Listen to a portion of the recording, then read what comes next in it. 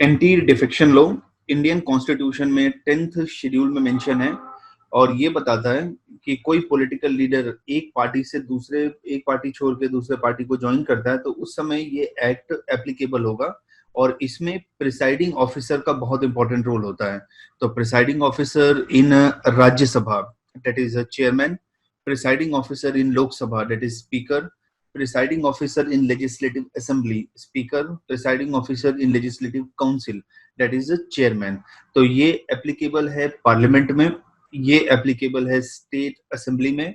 Anti defection law applicable नहीं है urban local body that is municipality and panchayat, उसमें applicable नहीं है। पूरे लेक्चर का आउटलाइन क्या है, प्रेजेंट कंटेक्स्ट क्या है। सो present context that is political development in Manipur, what is anti-defection law, what is the 10th schedule of Indian Constitution, what are the grounds for disqualification of any member, what are the exception under law, क्या anti-defection law individual member of parliament, member of legislative assembly उसके decision making power को negatively affect करता है। Presiding officer का decision absolute नहीं है, ये subjected to judicial review है।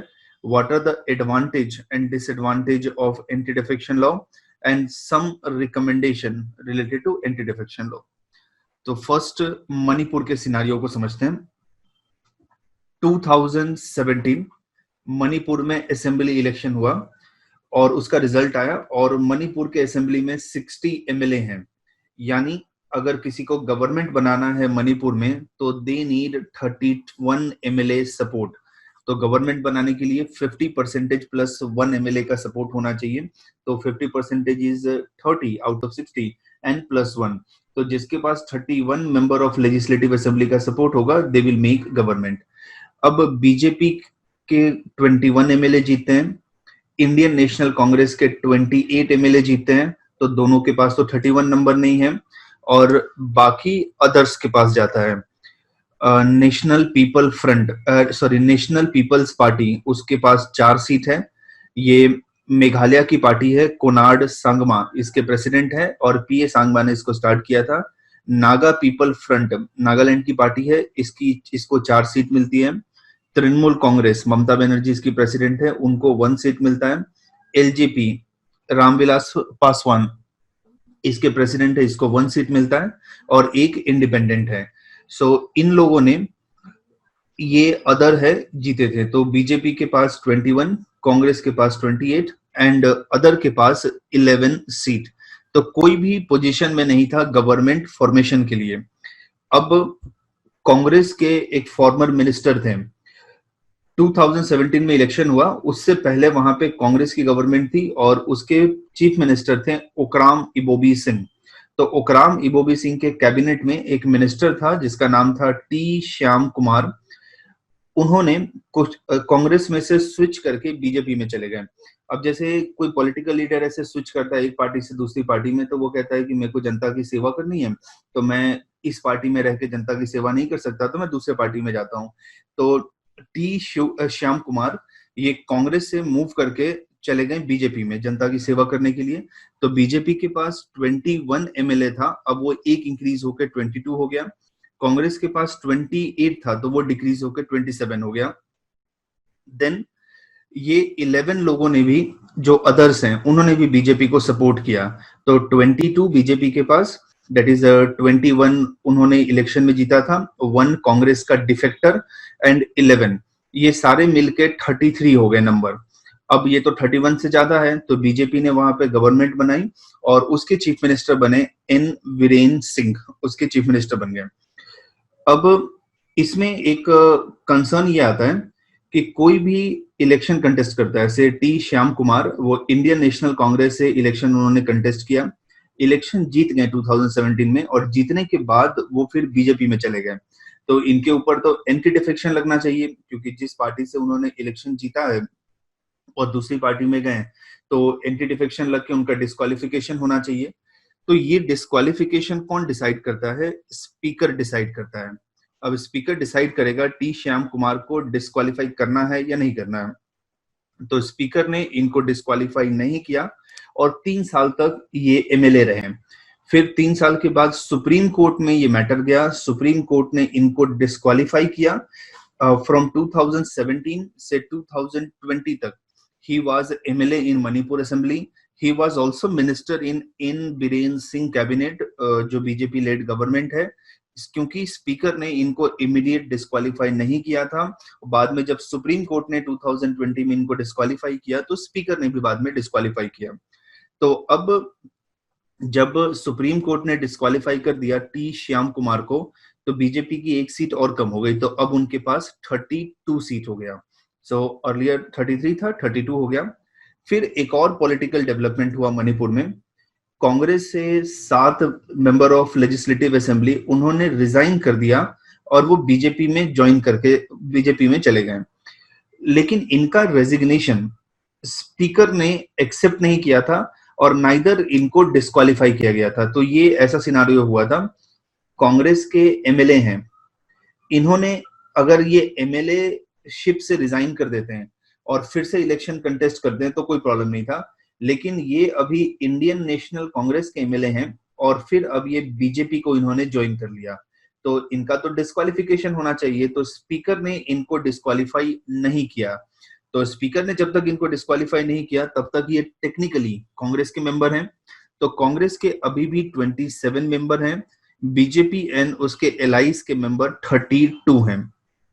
अब 2020 में क्या होता है, टोटल मणिपुर का असेंबली का स्ट्रेंथ 59 हो जाता है, बिकॉज 60 एमएलए थे और टी श्याम कुमार को सुप्रीम कोर्ट ने डिस्क्वालीफाई कर दिया। तो 60 minus T Shyam Kumar, that is 1, तो 59 हुआ।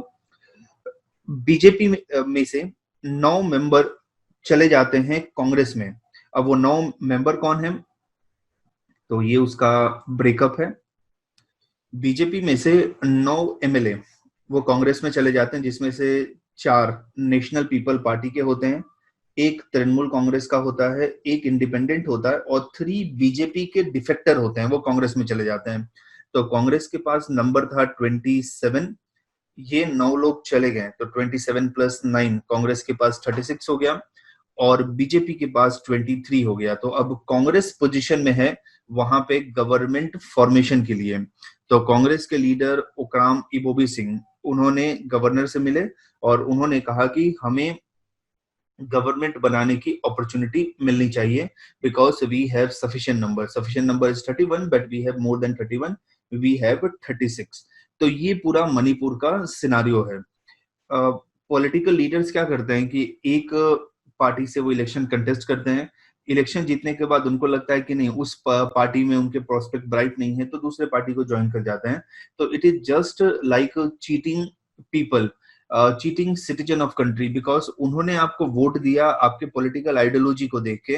आप कैसे इलेक्शन के बाद स्विच ओवर कर सकते हैं, और जितना पॉलिटिकल लीडर्स स्विच ओवर करती है या जितनी पॉलिटिकल पार्टीज ऐसे तोड़ मोड़ के सेटिंग करके गवर्नमेंट बनाती है, उतना ही क्रेडिबिलिटी कम होता है। सारा कुछ परसेप्शन का खेल है। अगर जनता को ऐसा लगेगा कि political leaders are not doing good thing या पॉलिटिकल लीडर्स हमारे लिए काम नहीं कर रही है, वो सिर्फ रूल के लिए काम कर रही है या सिर्फ पावर के लिए काम कर रही है, तो then it is not good for democracy and it is very difficult for democracy to sustain in this way. तो ये पूरा मणिपुर का सिनारियो है। इसमें कुछ डाउट है तो आप पूछ सकते हो, फिर मैं आगे प्रोसीड करता हूँ। सर, इसमें जो अदर पार्टी जो चेंज करती है, हाँ, उसकी आइडेंटिटी वो चेंज करने के बाद वही रहती है, या वो अदर सिर्फ सपोर्ट करते हैं या कंप्लीटली चेंज कर देते हैं उसको? नहीं, जैसे ये नेशनल पीपल पार्टी है, उसके 4 हैं, तो अभी वो चारों बीजेपी को सपोर्ट कर रहे हैं, फिर बाद में वो कांग्रेस को सपोर्ट करे, तो उसमें कोई फर्क नहीं पड़ता ना, क्योंकि वो तो खुद ही अलग पार्टी है। लेकिन एनपीपी में से 2 लोग बीजेपी में गए और 2 लोग फिर कांग्रेस में चले गए, तो ये वो प्रॉब्लम है। लेकिन ये तो पूरी पार्टी सपोर्ट कर रही है ना। Okay okay, thank you sir. या कुछ और डाउट किसी को?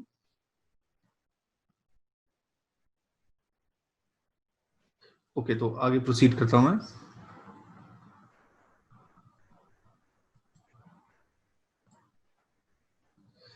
तो एंटी डिफेक्शन क्या होता है? तो डिफेक्शन का डिक्शनरी डेफिनेशन है to abandon a position or association often to join an opposing group से पॉलिटिकल पार्टी 1 है, उससे मैं इलेक्शन कंटेस्ट करता हूँ। इलेक्शन कंटेस्ट करने के बाद इलेक्शन जीत जाता हूँ, और इलेक्शन जीतने के बाद मैं पॉलिटिकल पार्टी 2 में चला जाता हूँ, बिकॉज पॉलिटिकल पार्टी 1 वो मुझे मिनिस्टरशिप नहीं देती है, या समहाउ मैं डिससेटिस्फाइड हूँ, या बिकॉज ऑफ एनी रीजन मैं पॉलिटिकल पार्टी 2 में चला जाता हूँ, क्योंकि मेरे पॉलिटिकल प्रोस्पेक्ट वहां पे बहुत हाई है। हमें ये देखना पड़ेगा कि पॉलिटिक्स को हम डिफाइन कैसे करते हैं। पॉलिटिक्स कोई करियर ऑप्शन नहीं है कि in one company if you are not getting good prospect then आप स्विच ओवर करके दूसरे कंपनी में चले जाओ, वहां से ज्यादा पैकेज डिमांड करो। Politics is all about serving people, so in serving people you can not be opportunist. So इसका मेन इंटेंशन ये था, पॉलिटिकल डिफेक्शन को रोका जाए ताकि गवर्नमेंट को स्टेबल बनाया जाए। से फॉर एग्जांपल अभी पॉलिटिकल पार्टी 1 रूल कर रही है, और इसके पास लोकसभा में 280 मेंबर ऑफ पार्लियामेंट है। तो लोकसभा में मेजोरिटी के लिए 273 चाहिए, क्योंकि 545 मेंबर्स हैं, तो 273 होगा तो मेजोरिटी होगा। तो इसके पास 280 है, तो ये रूल कर रहा है। अब इसमें से 20 लोग पॉलिटिकल पार्टी 2 में चले गए, तो गवर्नमेंट तो इनस्टेबल हो जाएगा, और अगर ऐसे चलता रहा तो गवर्नमेंट कभी भी स्टेबल नहीं रहेगा। जो प्राइम मिनिस्टर हैं या स्टेट में जो चीफ मिनिस्टर हैं, उनका पूरा का पूरा एनर्जी इन्वेस्ट होगा अपने गवर्नमेंट को बचाने के लिए, और वो कुछ मेजर स्टेप ले ही नहीं पाएंगे, क्योंकि उनको लगेगा कि ये अगर स्टेप लेते हैं, 20 एमपी भी अगर नाराज हो गए तो वो दूसरे पार्टी में चले जाएंगे, and that will be not good. तो गवर्नमेंट को स्टेबल रखने के लिए एंटी डिफेक्शन लॉ लाया गया, ताकि गवर्नमेंट वर्क कर पाए। और दूसरा, जो पॉलिटिकल अपॉर्चुनिस्ट है, like if they are into politics just because for their personal gain, तो वो भी बहुत फ्रीक्वेंटली स्विच ओवर ना कर पाए from one party to another party. मेरे को ऐसा लगता है कि जैसे हम किसी पॉलिटिकल पार्टी में ज्वाइन करते हैं, तो we imbibe ideology of political party. Like अभी सपोज करो मैं बीजेपी में हूँ, तो मैं सेंटर राइट हूँ, बीजेपी की किसी आइडियोलॉजी को मैंने इम्बाइब किया, कैसे मैं ओवरनाइट चेंज करके मैं इंडियन नेशनल कांग्रेस में जा सकता हूँ? ओवरनाइट कैसे मेरा आइडियोलॉजी पूरा का पूरा चेंज हो गया? अगर ऐसा होता है तो which means I don't have any ideology, only power is my ideology. जहां पे मुझे बेटर प्रोस्पेक्ट दिखता है, जहां पे मुझे ग्रीन पेस्चर दिखता है, मैं वहां पे चला जाता हूं। तो इसका ऑब्जेक्टिव ये था एंटी डिफेक्शन लॉ का, डिफेक्शन को रोका जाए, गवर्नमेंट को स्टेबल रखा जाए, और जो पॉलिटिकल अपॉर्चुनिस्ट हैं उनको रेस्ट्रिक्ट किया जाए, so that politics should be like serving people, and politician का क्रेडिबिलिटी मेंटेन रहे। आज जो हम दो टॉपिक देख रहे हैं, एक एंटी डिफेक्शन लॉ और दूसरा पुलिस रिफॉर्म, दोनों के अंदर ऐसा है कि जनता का परसेप्शन रिगार्डिंग पुलिस, जनता का perception regarding politician is not that positive. जनता दोनों को ऐसे सस्पिशन से देखती है। 10th schedule of Indian constitution, उसके अंदर क्या मेंशन है? तो इसको हमने ऐड किया था बाय 1985 कॉन्स्टिट्यूशन अमेंडमेंट, और ये 52nd कॉन्स्टिट्यूशन अमेंडमेंट था। जब हम इंडियन कॉन्स्टिट्यूशन रिलेटेड बेसिक देख रहे थे, तब मैंने बताया था कि कॉन्स्टिट्यूशन के अंदर पार्ट होता है, तो पार्ट दैट इज चैप्टर, उसके अंदर सब पार्ट होता है that is articles, and then we have schedule. So schedule, that is an extension of any article. So 10th schedule of Indian Constitution, which is related to anti-defection, it was not part of original constitution. It was inserted in Indian Constitution by 52nd Constitution Amendment Act in 1985. इसमें ये कहा जाता है कि कोई भी MLA, कोई भी एमपी, अगर वो एंटी डिफेक्शन का चार्ज उसके ऊपर लगता है, तो प्रिसाइडिंग ऑफिसर उसको डिस्क्वालीफाई कर सकता है। सेम अभी पॉलिटिकल पार्टी 1 है, पॉलिटिकल पार्टी 2 है, एक member of parliament political party 1 से पॉलिटिकल पार्टी 2 में जंप कर जाता है। अब ये सारा का सारा मैटर स्पीकर के पास जाएगा, अगर ये लोकसभा है तो। अब स्पीकर डिसाइड करेगी कि इसको डिस्क्वालीफाई करना है या डिस्क्वालीफाई नहीं करना है। एंड सेकंड, डिस्क्वालीफाई अगर करना भी है तो कब डिस्क्वालीफाई करना है? क्या इनका इमीडिएट डिस्क्वालिफिकेशन करना है या डिस्क्वालिफिकेशन से बाद में करना है? तो क्योंकि इमीडिएट डिस्क्वालिफिकेशन नहीं होता है, तो कभी कभी जिस मेंबर ऑफ पार्लियामेंट ने या एमएलए ने एक पार्टी से दूसरे पार्टी में स्विच किया है, तो वो मेंबर भी रहते हैं और गवर्नमेंट में मिनिस्टर भी रहते हैं। जैसे टी श्याम कुमार के केस में हुआ था 3 साल पहले उन्होंने एक पार्टी से दूसरे पार्टी में स्विच किया था, स्पीकर ने उनको डिस्क्वालीफाई नहीं किया, तो तो मणिपुर के अंदर वो मिनिस्टर भी थे और एमएलए भी थे। तो स्पीकर डिसाइड करता है और प्रिसाइडिंग ऑफिसर डिसाइड करता है कि किसी मेंबर ऑफ पार्लियामेंट ने पार्टी को स्विच किया है या दूसरे provision of anti defection law को वायलेट किया है, तो उसका डिस्क्वालिफिकेशन करना। ये वो कब कर सकता है? जब कोई स्पीकर के पास कंप्लेन करे। स्पीकर खुद अपने मर्जी से इसको ले नहीं सकता है, मींस सू मोटो स्पीकर ये मैटर को अपने हाथ में ले नहीं सकता। कोई जब स्पीकर को कंप्लेन करेगा कि sir madam so and so यहाँ पे डिफेक्शन हो रहा है, आप इसके बारे में देखो, आप इसके बारे में जजमेंट दो, देन स्पीकर जजमेंट ले सकता है, बट वो सू मोटो खुद नहीं ले सकता। कोई पॉलिटिकल लीडर उसने पार्टी को स्विच किया, उसके बाद स्पीकर एक्शन लेगा, स्पीकर उससे पहले एक्शन नहीं लेगा। जैसे स्पीकर किसी को एडवाइस नहीं करेगा कि देखो आपने इस पार्टी को छोड़ के दूसरे पार्टी में गए तो मैं आपके अगेंस्ट ये एक्शन लूंगा। अगर वो पार्टी को छोड़ देता है देन स्पीकर आएगा, पहले नहीं आएगा। तो इसमें 3 चीज याद रखना है कि एंटी डिफेक्शन लॉ में प्रिसाइडिंग ऑफिसर उसका रोल बहुत इंपॉर्टेंट होता है।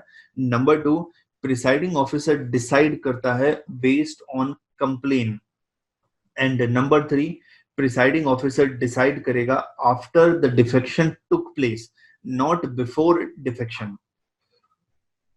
ए legislature is deemed to have defected, दूसरे पार्टी में चला गया, if he either voluntarily give membership of party or disobey directive of party leadership on voting।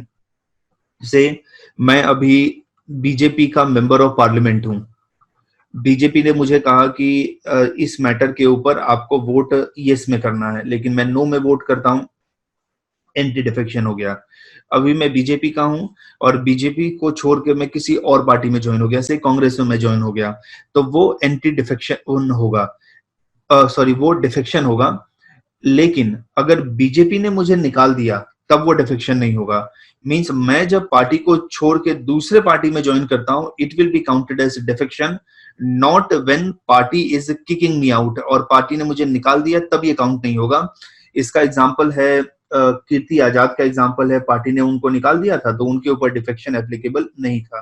तो इसमें वॉलंटरली याद रखना कि जब मैं खुद अपनी मर्जी से अपने पार्टी के मेंबरशिप को छोड़ता हूं या पार्टी के डायरेक्टिव को डिसओबे करता हूं, देन मेरे ऊपर एंटी डिफेक्शन लॉ एप्लीकेबल होगा, not in other way. This imply से पार्टी ने मुझे कहा है कि आपको वोट करना है इस मैटर पे यस में, और से मैं वोट करने नहीं जाता हूं, या वोट करने जो नहीं जाते हैं उसको एब्सटेन करते हैं, या मैं वोट करने जाता हूं लेकिन पार्टी ने जो मुझे कहा है उसके ऑपोजिट वे में वोट करता हूं। पार्टी ने मुझे कहा है कि आपको इस मैटर पे यस वोट करना है, मैं नो वोट करता हूं या वोट करने नहीं जाता हूं, ये भी डिफेक्शन काउंट होगा। हर एक पार्टी का एक मॉनिटर होता है हाउस में और उसको पार्टी विप कहते हैं। तो पार्टी ने उसको ऑथोराइज किया है कि जो हमारे पार्टी के मेंबर्स हैं वो कैसे वोट करेंगे या कितने सेशन को अटेंड करेंगे, तो इन सब का ट्रैक आपको रखना है। तो पार्टी विप कहता है कि आपको इस लाइन पे वोट करना है। अगर पार्टी विप की बात को आप नहीं मानते हो तो आप हाउस की मेंबरशिप को लूज कर जाओगे अंडर एंटी डिफेक्शन लॉ। और एंटी डिफेक्शन लॉ एप्लीकेबल है पार्लियामेंट में, पार्लियामेंट के दोनों हाउस, राज्यसभा में, लोकसभा में एंड स्टेट असेंबली में। तो स्टेट असेंबली अगर यूनिक कैमरल होता है तो उसमें एक ही हाउस है, दैट इज लेजिस्लेटिव असेंबली, उसके मेंबर को एमएलएस कहते हैं। अगर स्टेट असेंबली बाई कैमरल है तो उसमें 2 हाउस है, legislative assembly and legislative council. तो ये स्टेट असेंबली में एप्लीकेबल है anti defection law, anti defection law parliament में एप्लीकेबल है। Now, what are the ground for disqualification? So, 3 major ground है। First ground, if a member of a house belonging to political party, इसके अंदर एक और चीज आप देखना, जैसे ज्योतिरादित्य सिंधिया को देखो, वो इंडियन नेशनल कांग्रेस में थे और उसके बाद वो बीजेपी में ज्वाइन हो गए। यहाँ पे कहीं पे भी 10th शेड्यूल पिक्चर में नहीं आएगा, बिकॉज ज्योतिरादित्य सिंधिया ना तो लोकसभा के मेंबर थे ना तो राज्यसभा के मेंबर थे जब उन्होंने पार्टी को स्विच किया, ना तो किसी असेंबली के मेंबर थे, मध्य प्रदेश असेंबली के, तो अब वो पार्टी को स्विच करते हैं तो वो तो हाउस के मेंबर ही नहीं है, तो उनके ऊपर कैसे 10th शेड्यूल आएगा? तो जो हाउस का मेंबर है ये उसी के ऊपर एप्लीकेबल है, आइदर एमएलए है, एमएलसी है या मेंबर ऑफ पार्लियामेंट है. So if a member of house belonging to any political party voluntarily give membership of his political party, अगर पॉलिटिकल पार्टी उसको निकाल देती है तो उस वे में तो उसका डिस्क्वालिफिकेशन नहीं होगा, बट वो पार्टी के मेंबरशिप को छोड़ देता है, पार्टी से रिजाइन कर देता है, तब उसका डिस्क्वालिफिकेशन होगा. यानी एमएलए रहते हुए, एमपी रहते हुए वो पार्टी से रिजाइन कर देता है, तब एंटी डिफेक्शन पिक्चर में आएगा. सेकंड, पार्टी उसको कहती है वोट करने के लिए और पार्टी के डायरेक्शन के अगेंस्ट वो वोट करता है, या फिर पार्टी कहती है वोट करने के लिए बट वो वोट करने जाता ही नहीं है, एब्सटेन कर देता है, देन ऑल्सो उसका डिस्क्वालिफिकेशन होगा.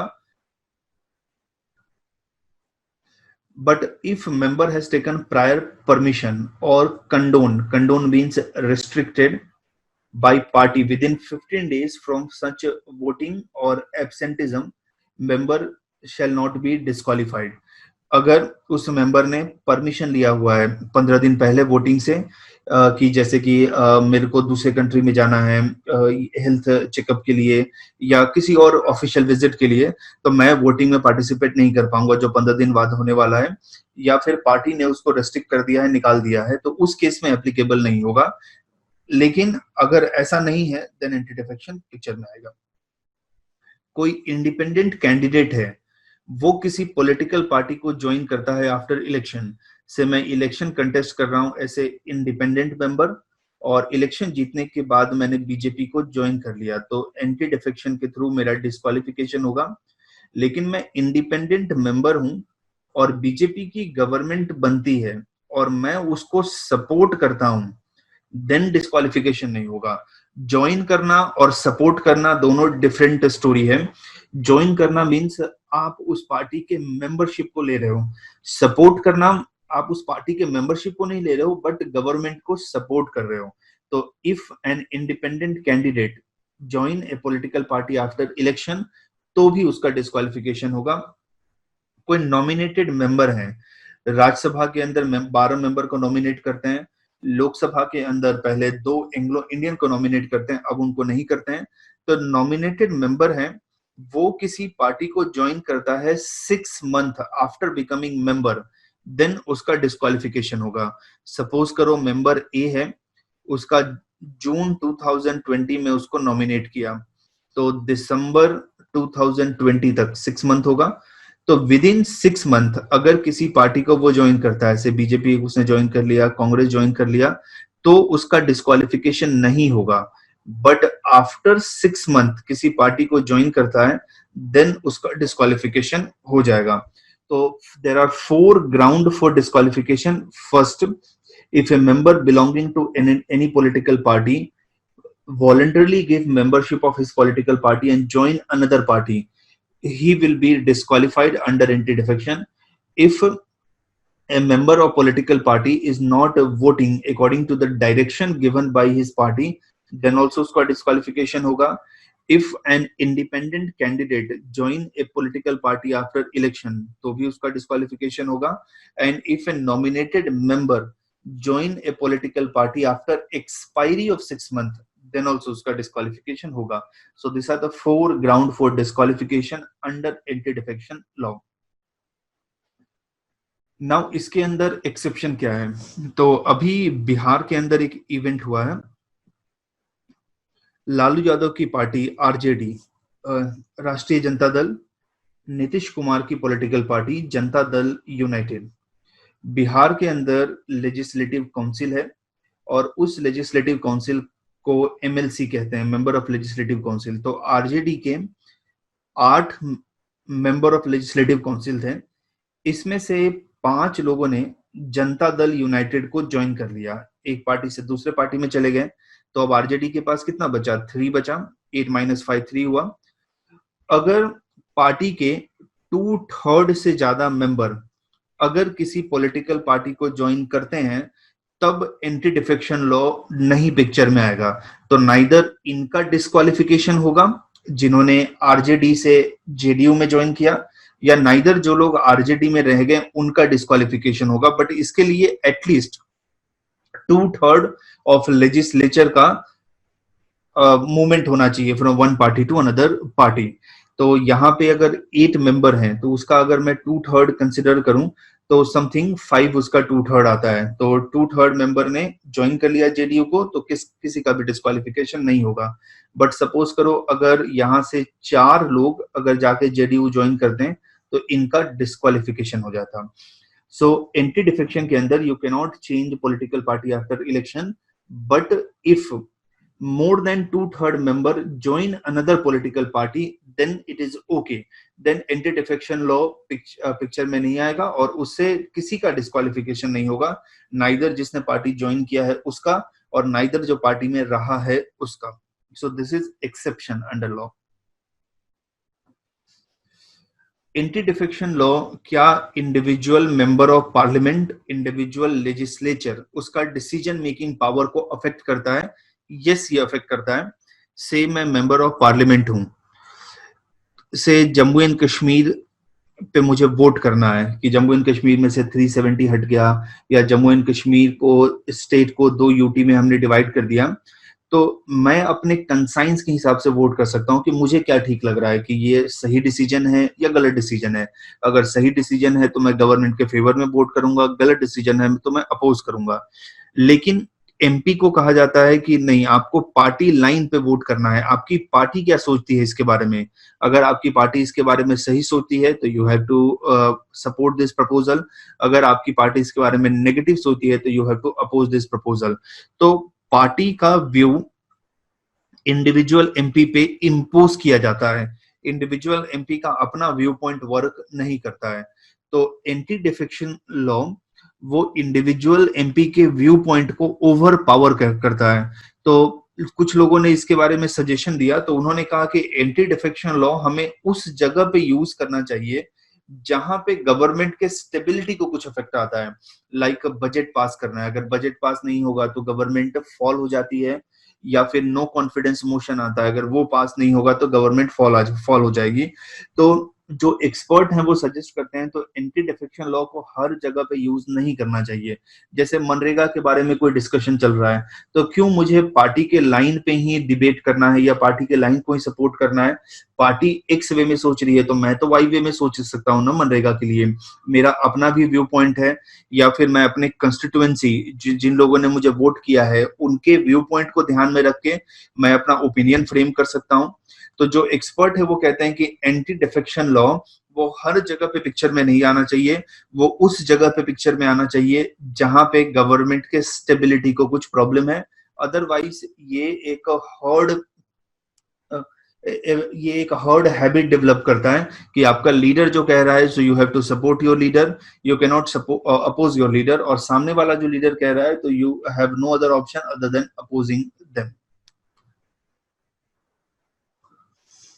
देन प्रिसाइडिंग ऑफिसर का रोल क्या है? तो इनिशियली जब ये आया था एंटी डिफेक्शन लॉ, तो उस समय ये कहा गया था कि जो प्रिसाइडिंग ऑफिसर है वो जो भी डिसीजन लेता है उसको हम कोर्ट में चैलेंज नहीं कर सकते हैं। लेकिन 1992 में सुप्रीम कोर्ट का जजमेंट आया और उसमें कहा गया कि नहीं, प्रिसाइडिंग ऑफिसर अगर कोई डिसीजन लेता है that is subjected to judicial review. Otherwise क्या होगा कि प्रिसाइडिंग ऑफिसर कुछ भी आर्बिट्री, कुछ भी गलत इंटेंशन से डिसीजन ले सकता है। So decision taken by presiding officer is subjected to judicial review if it is with modified intention, if it is arbitrary and if it is illegal, then court में हम challenge कर सकते हैं। In fact India का कोई भी office ऐसा नहीं है जो जुडिशरी से ऊपर है। जुडिशरी किसी भी ऑफिस को ऑर्डर पास कर सकता है या फिर उसके वर्किंग को रिव्यू कर सकता है। नाउ एडवांटेज और डिसएडवांटेज क्या है? तो एडवांटेज ये है कि ये गवर्नमेंट के अंदर स्टेबिलिटी प्रमोट करता है। जैसे 90s में इंडिया में ऐसा कहा जाता है कि आया राम गया राम की सरकार है, कोई भी किसी पॉलिटिकल पार्टी को ज्वाइन करता है, उसका बेनिफिट अगर नहीं हुआ तो फिर दूसरे पॉलिटिकल पार्टी में चला जाता है, फिर थर्ड पॉलिटिकल पार्टी में चला जाता है, तो इसको आयाराम गयाराम कहते हैं। तो उससे पॉलिटिकल इंस्टेबिलिटी इंडिया में हो रहा था, तो ये पॉलिटिकल स्टेबिलिटी लेके आएगा। इसका डिसएडवांटेज ये है कि मेंबर ऑफ पार्लियामेंट के अकाउंटेबिलिटी को रिड्यूस करता है टू पीपल एंड पार्लियामेंट। तो एडवांटेज एंटी डिफेक्शन का ये है कि ये गवर्नमेंट के अंदर स्टेबिलिटी को प्रमोट करता है। इसका डिसएडवांटेज ये है कि ये अकाउंटेबिलिटी रिड्यूस करता है of member of parliament MLA to the people and parliament. दूसरा इसका एडवांटेज है, ये पार्टी डिसिप्लिन को प्रमोट करता है। जैसे आपके पार्टी ने कहा है कि आपको इस डायरेक्शन में वोट करना है, तो आप उसी डायरेक्शन में वोट करते हैं। जब तक आप किसी पार्टी में है, किसी ऑर्गेनाइजेशन में है, आपको उस ऑर्गेनाइजेशन के रूल्स एंड रेगुलेशन, उस ऑर्गेनाइजेशन का आइडियोलॉजी, विजन, उससे बाउंड रहना पड़ेगा। एक बार आपने उस ऑर्गेनाइजेशन या पार्टी को स्विच करके दूसरी जगह पे चले गए, तो देन उस केस में आप अपने हिसाब से डिसीजन ले सकते हैं। तो ये पार्टी डिसिप्लिन, पार्टी लॉयल्टी को प्रमोट करता है। ये इंडिविजुअल का right to freedom of speech and expression को अफेक्ट करता है कि आपको लगता है कि इस इश्यू पे मुझे कुछ और बोलना चाहिए, लेकिन आप पार्टी के व्यू पॉइंट से बाउंड हैं। जो आपकी पार्टी कहती है उसी चीज को आप फॉलो करते हो, उसी चीज को आप बोलते हो, उसी लाइन पे आप वोटिंग करते हो। नाउ एंटी डिफेक्शन को लेके कुछ रिकमेंडेशन है, कुछ गवर्नमेंट ने कमिटी बनाई थी, उसका रिकमेंडेशन है। तो एक रिकमेंडेशन है कि इस प्रिसाइडिंग ऑफिसर इस मैटर को ना डिसाइड करें, इस मैटर को डिसाइड करे president and governor. President for case of member of parliament, governor for case of member of legislative assembly on advice of election commission. क्योंकि स्पीकर के डिसीजन में आर्बिट्री बहुत होता है, कभी कभी वो डिसीजन करेक्ट भी नहीं होता है। तो यहाँ पे प्रेसिडेंट और गवर्नर डिसाइड करे disqualification under anti defection law based on advice of election commission. तो ये दिनेश गोस्वामी कमेटी का रिकमेंडेशन है। ये कमेटी का नाम याद रखने की जरूरत नहीं है, रिकमेंडेशन याद रखोगे तो सफिशिएंट है। हलीम कमेटी 1988 में उन्होंने रिकमेंड किया था कि voluntarily give up membership of the party. इसको प्रॉपर वे में डिफाइन करो। ये तो एक बहुत वेग टर्म है और पॉलिटिकल पार्टी को हमें डिफाइन करना चाहिए कि पॉलिटिकल पार्टी क्या है। पॉलिटिकल पार्टी को भी वेग वे में हमने डिवाइड किया है, वॉलंटरली गिव अप मेंबरशिप को भी वेग वे में डिवाइड किया है। तो जिसकी वजह से ये डिसाइड करना बहुत डिफिकल्ट है। मणिपुर के अंदर स्पीकर ने कहा कि टी श्याम कुमार के मैटर को 3 साल तक वो हियरिंग कर रहे थे और उसके बाद में उन्होंने डिस्क्वालीफाई किया। कांग्रेस के 7 एमएलए जो बीजेपी में ज्वाइन करके गए, अभी भी इलेक्शन कमीशन के पास ये मैटर पेंडिंग है। ये मणिपुर हाई कोर्ट में ये मैटर पेंडिंग है और गवर्नर के पास मैटर पेंडिंग है। ऑलमोस्ट 1.5 ईयर है जब से उनका डिस्क्वालिफिकेशन अकर हुआ है। Then law commission 170th report 1999 में उसने कहा था कि प्री पोल जो इलेक्टोरल फ्रंट होता है उसको भी आप पॉलिटिकल पार्टी कंसिडर करो। इसका एक बेस्ट एग्जांपल मैं दूं तो महाराष्ट्र है। बीजेपी प्लस शिवसेना, इन दोनों ने मिलकर महाराष्ट्र के असेंबली को कंटेस्ट किया। कंटेस्ट करने के बाद इनके पास रिक्वायर्ड नंबर ऑफ सीट आ गया गवर्नमेंट फॉर्मेशन का, और ऑपोजिट साइड थी इंडियन नेशनल कांग्रेस और एनसीपी, नेशनल कांग्रेस पार्टी। फिर उसके बाद शिवसेना बीजेपी के साथ गवर्नमेंट नहीं बनाती है, इनके साथ मिलके वो गवर्नमेंट का फॉर्मेशन करती है महाराष्ट्र में। तो प्री पोल अलायंस शिवसेना का बीजेपी के पास साथ था before election, and after election वो दूसरे पार्टी के साथ मिलके गवर्नमेंट बना रही है। तो प्री पोल इलेक्टोरल फ्रंट, इसको भी पॉलिटिकल पार्टी कंसिडर करना चाहिए। Political party should limit issuance of whip. Whip का मतलब होता है कि पॉलिटिकल पार्टी ने ऑर्डर दिया है और वो अपने मेंबर ऑफ पार्लियामेंट को कहते हैं कि आपको इस लाइंस पे वोट करना है। तो व्हिप का इशू सिर्फ उस जगह पे होना चाहिए जहां पे गवर्नमेंट का स्टेबिलिटी डेंजर में है। हर जगह पे हम पार्टी व्हिप को यूज ना करें। इलेक्शन कमीशन ने कहा था कि 10th शेड्यूल के अंदर जो भी डिसीजन लेना है वो प्रेसिडेंट और गवर्नर ले based on advice of election commission, और इलेक्शन कमीशन का एडवाइस भी बाइंडिंग होना चाहिए कि इलेक्शन कमीशन ने कहा प्रेसिडेंट को कि सर आप इसको डिस्क्वालीफाई कर दो, प्रेसिडेंट उसको डिस्क्वालीफाई कर दें। ऐसा नहीं कि इलेक्शन कमीशन ने कहा डिस्क्वालीफाई करने के लिए, प्रेसिडेंट ने कुछ और डिसीजन लिया। तो it should be based on binding advice of election commission. 2002 में एक कमेटी बनी थी, that is national commission to review working of constitution, NCRWC 2002। इसमें कहा गया कि जो डिफेक्टर हैं, सपोज करो अभी मैं बीजेपी का मेंबर हूं और दूसरी तरफ इंडियन नेशनल कांग्रेस है, तो 2017 में इलेक्शन हुआ और इसका टर्म खत्म होगा 2022 में। अब 2018 में मैं इंडियन नेशनल कांग्रेस को ज्वाइन करता हूं, तो उसके बाद का जो रिमेनिंग टर्म होगा उसमें मुझे कोई भी पॉलिटिकल ऑफिस नहीं मिलना चाहिए, नाइदर मिनिस्टर नाइदर एनीथिंग। तो इसमें कहा गया कि defector should be bad restricted from holding a public office or any remunerative political post for duration of remaining term. फिर जो डिफेक्टर वो वोट कास्ट करते हैं, vote cast by defector to topple government should be treated as invalid. तो इससे क्या होगा कि इस पार्टी का switch over just for becoming minister और just for causing political instability, इसको हम रेस्ट्रिक्ट कर पाएंगे। कभी कभी तो ऐसा होता है जैसे आप एक पॉलिटिकल पार्टी के टिकट से इलेक्शन कंटेस्ट करते हैं, जीत जाते हैं, और जैसे ही इलेक्शन खत्म होता है दूसरे पॉलिटिकल पार्टी को ज्वाइन कर लेते हैं। तो इतना जल्दी कैसे आपके अंदर चेंज हो गया, आपके अंदर आइडियोलॉजिकल ओरिएंटेशन चेंज हो गया? It must take some time to absorb ना। तो इसका मतलब ये है कि you are working just for your own political benefit, you are not working for benefit of citizen of India. तो ऐसा नहीं होना चाहिए, और जिससे पॉलिटिकल पार्टीज का, पॉलिटिकल लीडर्स का क्रेडिबिलिटी डाउन होता है। डेमोक्रेसी में political party, political leaders one of the most important organisation है। अगर उनका क्रेडिबिलिटी कम होगा तो it will cause immense and irreparable harm to our country. So this is all about anti-defection law. We have discussed this in the light of political development in Manipur. तो इसमें कुछ doubt है तो आप पूछ सकते हो, then we will start with another topic.